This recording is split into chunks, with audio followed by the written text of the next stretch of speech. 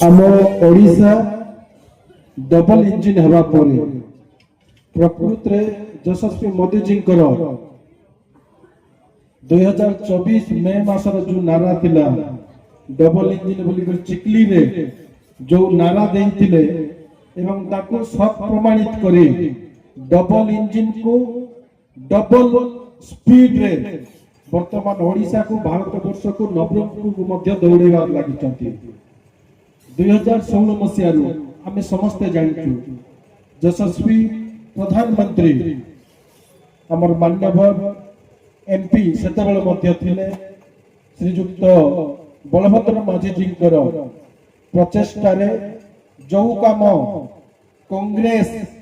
गत 60 वर्ष भितरे ताको एमपी थिले ताको मंत्री थिले ताको प्रधानमंत्री थिले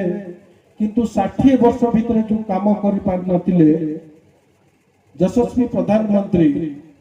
एवं आम एमपी मात्र 2 वर्ष भितरे जयपुर नवरंगपुर एवं जयपुर मालकानगिरी रेल अधिग्रहण पाई रेल पथ पाई मंजूर कर देले। आमे कि समस्त जानचु समस्त विज्ञ लोक अच्छु गणमाध्यम बंधु माने अछंती समस्त आमे जानिचु जे नवरंगपुर जिला गमनागमन आम केते पछरे थिले जदि गत सरकार नवीन पट्टनायक जो थिले ओडिशा रे यशस्वी प्रधानमंत्री 2016 मसीहा रे रेल मंजूर करदेला परे सीए जदि नवरंगपुर लोक को भल पाई कि यशस्वी प्रधानमंत्री मंजूर करथिबा रेल पथ को सम्मान देकी जदि जमी अधिग्रहण करिथांते एवं काम जदि चलै थांते ताहले आमे एते बेलको रेल लाइन देखि कि पाखा पाखी 4 वर्ष हमको हो जाइतांता। दुखर विषय राजनीतिक कारण रखी ताकू ना राज्य सरकार सेते बेले बजट रे टंका रखिले ना स्टाफ देले ना काम आगाइले सबु जिनिस सही नाली फिता तले रखिदेले किंतु आपण मानको आशीर्वाद 2024 मसीहा रे यशस्वी मुख्यमंत्री मोहन चरण माझी जी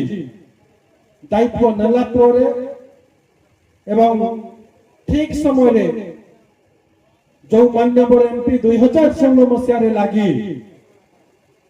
2टा रेल पथ को मंजूर करैतिले तांकर उद्यम फल रे अनेक प्रतिबंधक थिबा सत्वे ताकू ऑफिशियली क्षेत्र रे रेवेन्यू क्षेत्र रे ताकू सरल करी टंका देबा व्यवस्था करा गला एवं मासे तळे आमे नवरंगपुर 9 जन को केसरीगुड़ा रो 15 जन को पाखा पाखी 70-80 कोटी टंका आमे देलेनी। आज मोर ब्लॉक रो नंदाहेंडी ब्लॉक रो डाइभटा कौनसी कारण रो कते जण आसी नाहंती नुआगढ़ गातबागुड़ा सिंधीगुड़ा मौजार अनेक जमीदार आज से माने जहा चाहुतले डबल इंजिन आसला परे सही टंका मध्य मंजूर करचंती। आज 144 कोटी रु अधिक टंका आज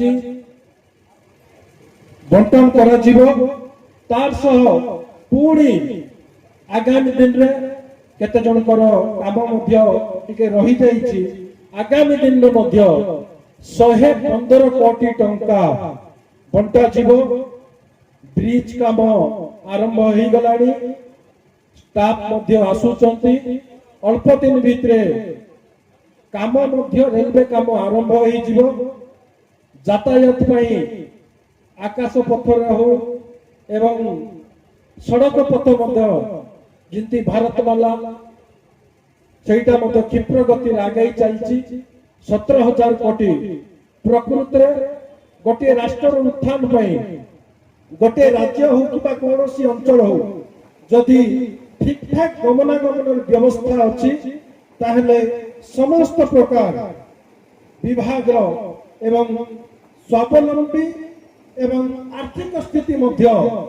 ବ୍ୟକ୍ତିଗତଠୁ ଆରମ୍ଭ କରିକି ସାମାଜିକଠୁ ଆରମ୍ଭ କରି